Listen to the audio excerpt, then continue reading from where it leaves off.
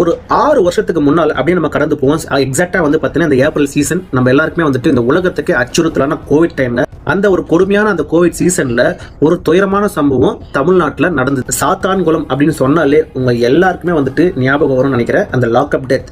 Bennix and Jayaraj ஒரு அப்பா ஒரு பையன் ஒரு சின்ன செல்போன் கடை வச்சு நடத்துறாங்க. லாக்டவுன் பீரியட்ல உங்க எல்லாருக்குமே தெரியும் ஒரு குறிப்பிட்ட டைம் மேல கடை ஓபன் பண்ணக்கூடாது. கடையோட க்ளோசிங் டைமையும் தாண்டி அவங்க கடை ஓப்பன் பண்ணது இவ்வளவு பெரிய ஒரு குத்தமா? அவங்களும் கஞ்சா விக்கல, அவங்களும் கொலை குற்றம் பண்ணல. ஸோ அவங்கள கூட்டு போய் விசாரணை பண்ணலாம்னு சொல்லிட்டு சாத்தான்குளம் போலீஸ் ஸ்டேஷன்ல போயிட்டு கொண்டு போய் விசாரிக்கிறாங்க.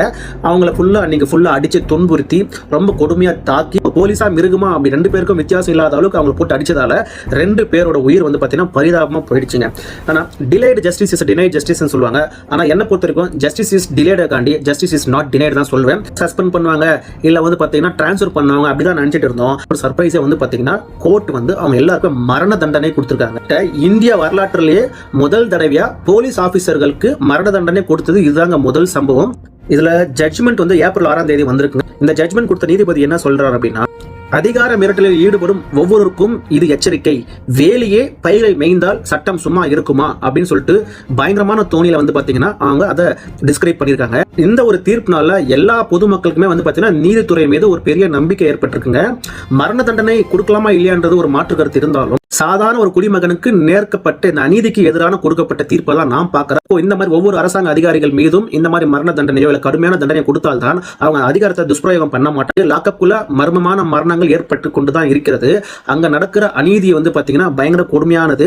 இப்போதான் ரீசெண்டா வந்துட்டு சிவகங்கை மாவட்டத்தில் அஜித்குமார் என்ற இளைஞர் அடித்து துன்புறித்து கொல்லப்பட்டார். சோ அவருக்கும் இதே நீதி கிடைக்குமான்றது தெரியல.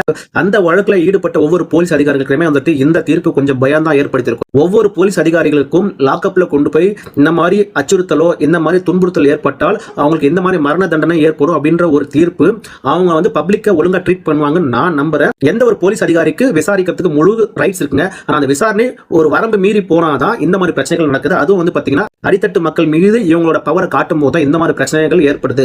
நீதி வந்து பாத்தீங்கன்னா எல்லாருக்குமே ஈக்குவலா இருக்கணும், சமமா இருக்கணும். அதே மாதிரி தான் போலீஸ் துறையும் எல்லாரையும் ஈக்குவலா ட்ரீட் பண்ணணும்னு நான் நம்புறேன். இந்த குற்றத்தில் ஈடுபட்டவங்க மொத்தம் 10 பேர். அதுல ஒருத்தர் வந்து பாத்தீங்கன்னா ட்ரையல் நடக்கும் போதே கோவிட்ல இறந்துட்டாரு. பாக்கியுள்ள 9 பேருக்குமே வந்து பாத்தீங்கன்னா மரண தண்டனை விதிக்கப்பட்டிருக்கு. இதை நோக்கி அவங்க அப்பீல் போவாங்கன்னு தான் நான் நினைக்கிறேன். அந்த அப்பீலுக்கும் மரண தண்டனை கன்ஃபார்ம் பண்றாங்களான்னு தெரியல. அது வரும் காலத்துல நம்ம பார்க்கணும். இந்த மரண தண்டனை மட்டும் இல்லாம கோர்ட் வந்து பாத்தீங்கன்னா அவங்க குடும்பத்துக்கு 1,40,00,000 ரூபாய் இழப்பீடு கொடுக்க சொல்லி அவங்க ஆர்டர் போட்டிருக்காங்க. சோ ரொம்ப நாள் கழிச்சு ஒரு நல்ல ஜட்ஜ்மெண்ட்டை நான் பார்க்கறேன். கொஞ்சம் கஷ்டமா தான் இருக்கு மரண தண்டனை விதிக்கப்பட்டது. ஆனா அதே மரணம் அவங்க குடும்பத்துல ஏற்படும் போது அவங்க எவ்வளவு கஷ்டப்பட்டிருப்பாங்க. அந்த வலியும் வேதனையும் வந்துட்டு இவங்களும் அனுபவிக்கணும். இவங்களும் வந்து பாத்தீங்கன்னா சட்டத்துக்கு தண்டிக்கப்பட வேண்டியவர்கள் தான் சொல்லிட்டு நான் சொல்லுறேங்க. நீதி